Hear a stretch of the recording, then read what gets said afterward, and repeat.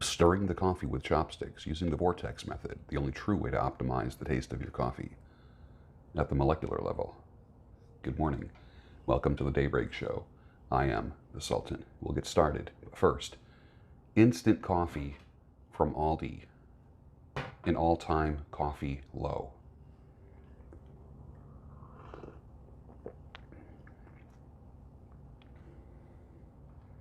It's kind of like a coffee-like substance with cream.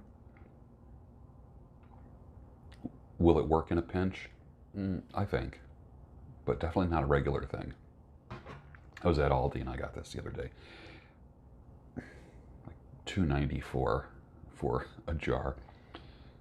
Makes 120 cups. I'll just put that right here. Like I said, in a pinch, okay. Coffee-like substance.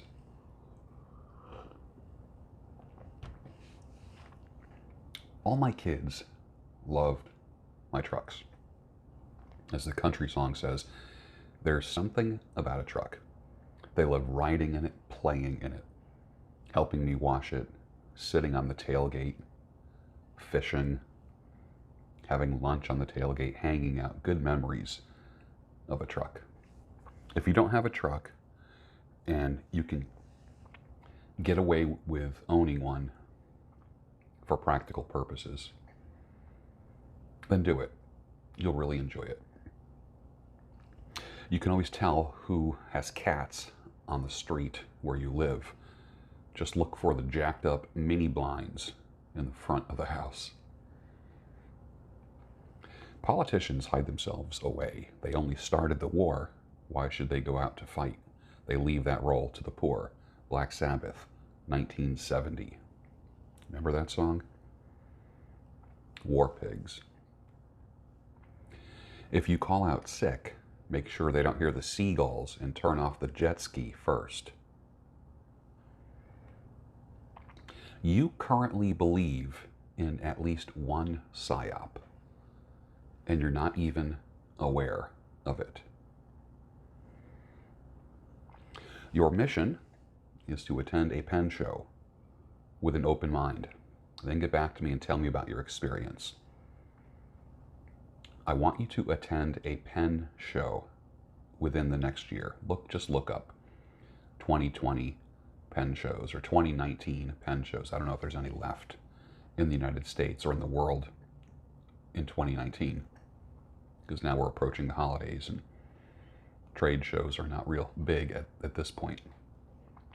A pen show which focuses on fountain pens.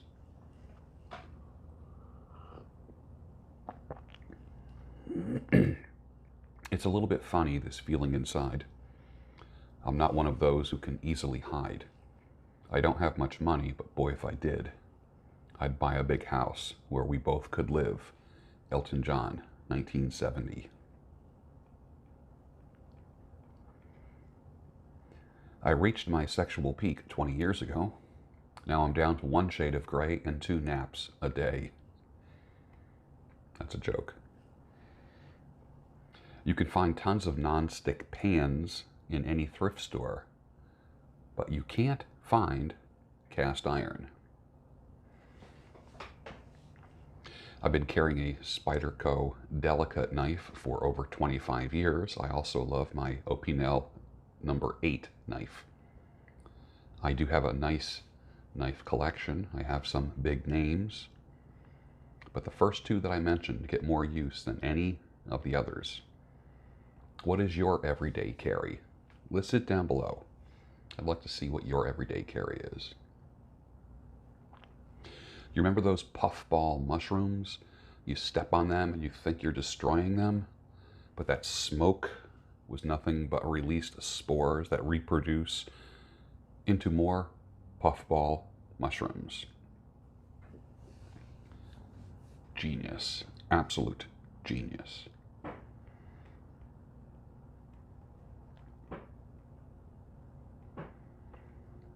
As always, stay thirsty for truth, my friends. Always. I have a black wool winter dress coat from my grandfather, union made, Garment Workers of America. It's number 33,598. It's about 85 years old. Never popped a button or needed a stitch. Looks great with a felt fedora. It is the warmest coat I own. My father wore it. Now I wear it. And someday one of my sons will wear it. When you buy quality, you buy once. I took a poll. I asked, what is your age? 25% of my followers are on Twitter are 18 to 24, 30% are 25 to 34, 22% are 35 to 44, and 23% are 45 and up. I am considering last items. For instance, I have a wool-lined LL Bean parka, 30 years old, still perfect. And I'm aware that when I buy quality things, they could easily be my last parka, my last whatever, things that could outlive me. Boots, sport coats, a truck, a motorcycle, etc. Do you have any last items that you own, things that will outlive you? And do you consider that when you buy things? Or do you just think it'll last a couple years, then you'll throw it away, or it goes to the back of your closet, or in the garage, or in storage? I like things that last a long time. I have a pair of Bass loafers that you would wear like with khakis and a sport coat. They have been resoled, as in the soles of the shoes, 4 times. The top of the shoe, the leather uppers, perfect condition. Why get rid of them? They're perfect. I don't see myself getting rid of them at all, ever. What do you have that's going to outlive you or be your last whatever? Think about it. When you think that way, you start thinking about quality, and you don't mind paying a little bit more for things, like a pair of boots, pull-on boots. You don't mind spending more money because they're quality and they're going to last you the rest of your life if you take care of them. I cut the hair and trim the beard of operatic baritone Mr. Paul Riley. Gave me goosebumps when I listened to his music.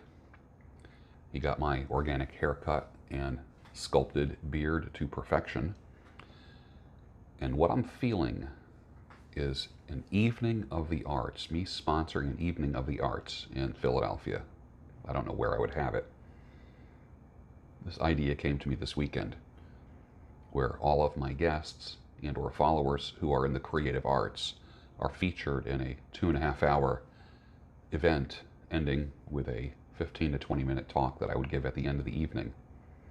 But just have like a talent show. That would be kind of fun, wouldn't it? Evening of the arts. And if you're in the Philadelphia area, New Jersey, or Delaware, you might be interested in that. People want to give you money for what you know. My advice? Let them. Someone said, how do I grow a beard? My answer is, don't shave. That'll be $250, please. Thank you.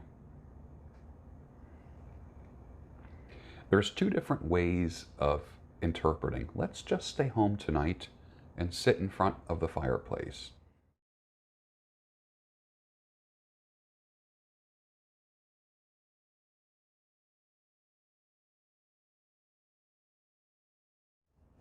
Which one are you?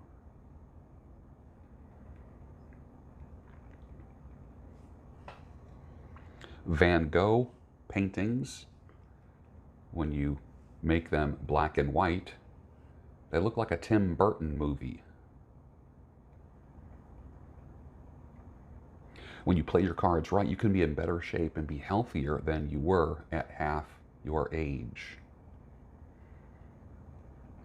Once you label me, you negate me. Soren Kierkegaard. I asked my grandfather why I don't speak Italian. His exact reply was, "You will speak English. It is the language of success." I ain't ready for the altar, but I do agree there's times when a woman sure can be a good friend of mine. America, 1975. I pray because I can't help myself. I pray because I'm helpless.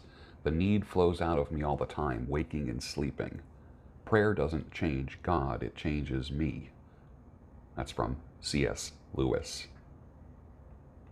People talk to you how you allow them to talk to you.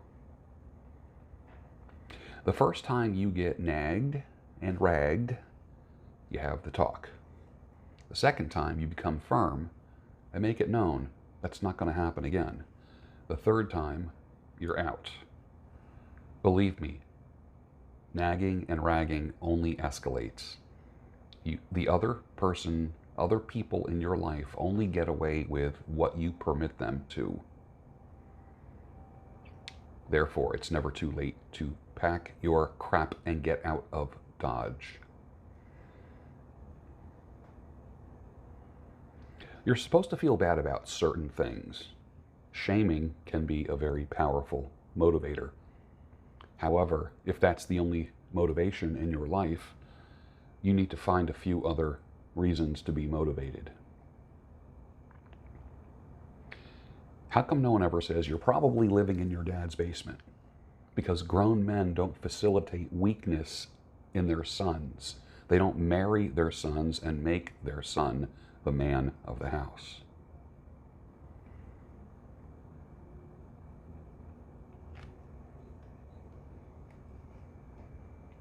I did see the movie The Irishman. It was a little bit better than The Human Centipede, but not much. And with that, finish your coffee, and I'll see you tomorrow on the Daybreak Show, the home of sanity, clarity, and reason.